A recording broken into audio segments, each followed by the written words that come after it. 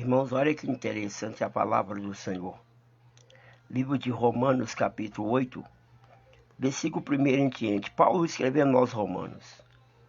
Diz assim: portanto, agora nenhuma condenação há para os que estão em Cristo Jesus, que não anda segundo a carne, mas segundo o Espírito.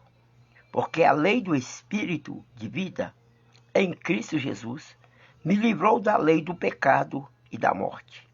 Porque o que era impossível à lei, visto como estava enfermo pela carne, Deus enviou seu Filho em semelhança da carne, do pecado, pelo pecado, condenou o pecado na carne, para que a justiça da lei se cumpra em nós, que não andemos segundo a carne, mas segundo o Espírito.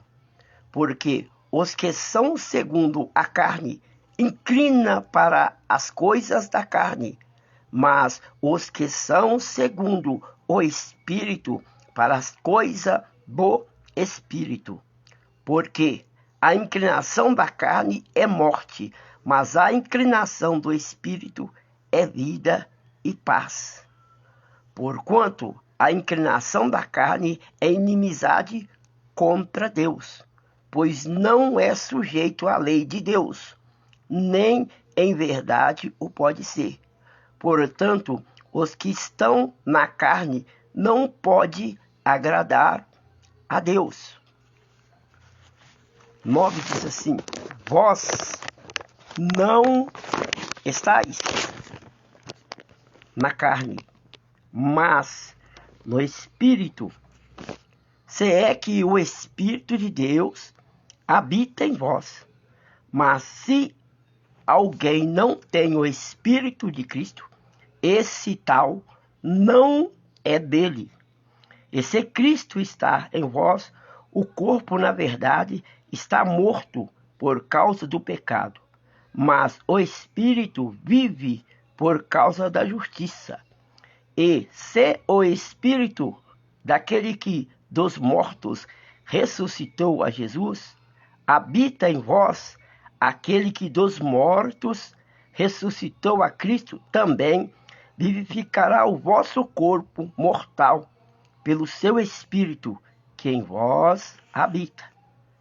De maneira que, irmãos, somos devedores não à carne, para viver segundo a carne.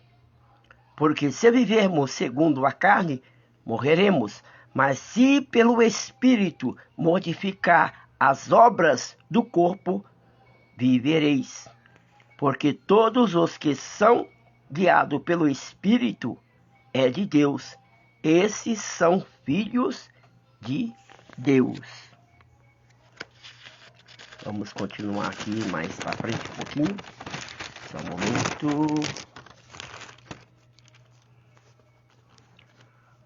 Porque não recebemos o espírito de escravidão, para outra vez estarmos em temor, mas recebemos o espírito de adoção de filhos, pelo qual clamamos a Papai.